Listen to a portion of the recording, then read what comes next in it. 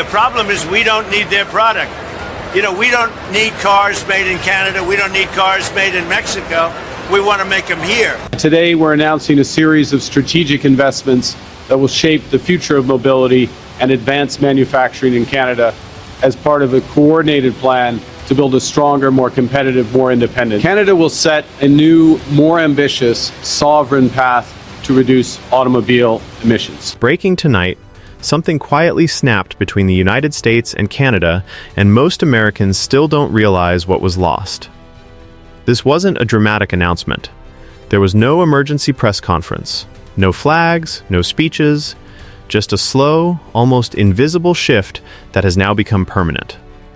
A market that American companies once dominated for generations is no longer theirs. And the reason traces back to one thing: pressure. When the United States decided to threaten Canada on trade, the assumption in Washington was simple. Canada would bend. Canada always bends. Smaller economy, fewer options, too dependent to push back. That was the old thinking. And it turned out to be completely wrong. Canada didn't fight back loudly. It didn't impose massive counter tariffs that made headlines every night. It didn't stage dramatic boycotts in front of dealerships. Instead, Canadian consumers did something far more damaging to American automakers. They quietly moved on. For decades, buying American cars in Canada wasn't even a decision. It was habit. Ford, GM, Chrysler. Generations of workers, families, and communities were built around those brands. American cars weren't just vehicles, they were part of Canadian manufacturing identity. That loyalty ran deep. But loyalty depends on respect, and respect was the first casualty of the trade threats. When tariffs were announced, when warnings were issued, when Canada was spoken about as leverage instead of a partner, something shifted in how Canadians viewed American brands. Not emotionally at first, practically. Canadian buyers started asking a simple question: why support companies tied to a country that keeps threatening our economy? That question changed everything. American automakers rely on integrated supply chains. Parts cross borders dozens of times. Engines built in the US, assembled in Canada, shipped back again. That system only works when borders stay open and stable. The moment tariffs entered the picture, American manufacturers took the biggest hit. Plants slowed, shifts were cut, investments paused, some facilities were idled altogether. From the consumer side, the impact was subtle but powerful. Fewer American models available, longer wait times, less choice. At the same time, something else was happening. Japanese automakers didn't panic. They didn't threaten to leave. They didn't cut production. Honda and Toyota kept building, kept investing, kept upgrading Canadian plants for hybrids and next-generation vehicles. While American companies were managing quarterly losses, Japanese companies were planning 10 years ahead. Canadians noticed. When buyers walked into showrooms, Japanese vehicles were there, available, reliable. Built in Canada by Canadian workers. No drama, no threats, just consistency. That consistency rewired consumer behavior.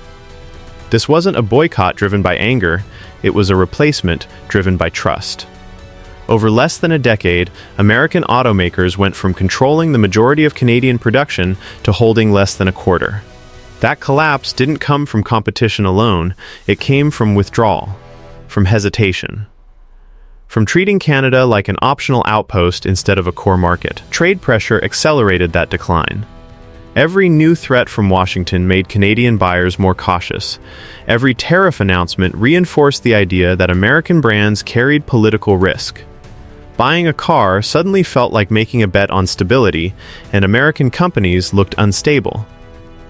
Meanwhile, Japanese brands looked boring in the best possible way. Predictable. Steady.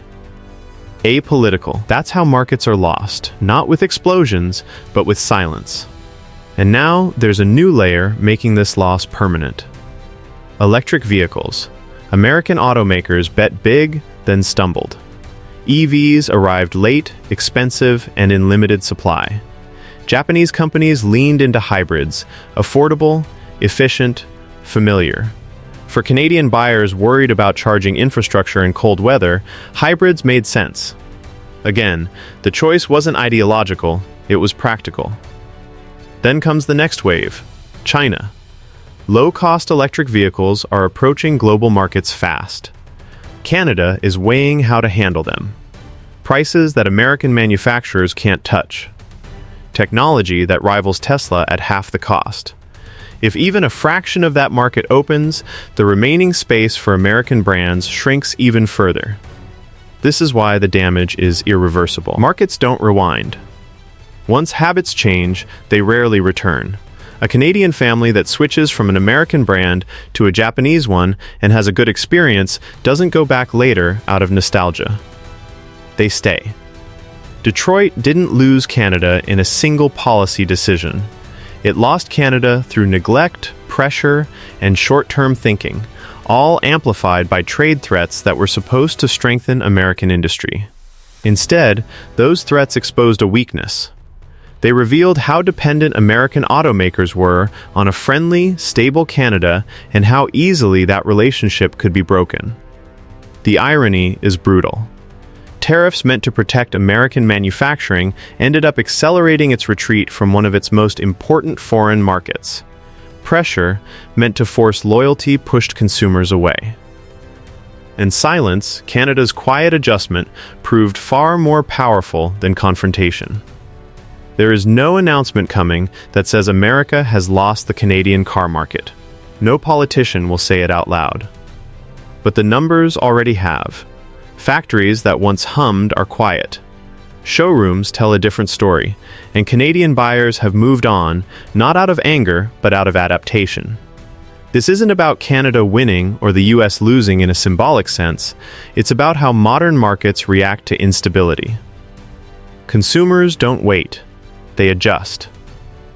And once they do, the old relationship doesn't come back. Trump's pressure didn't make Canada submit. It made Canada restructure.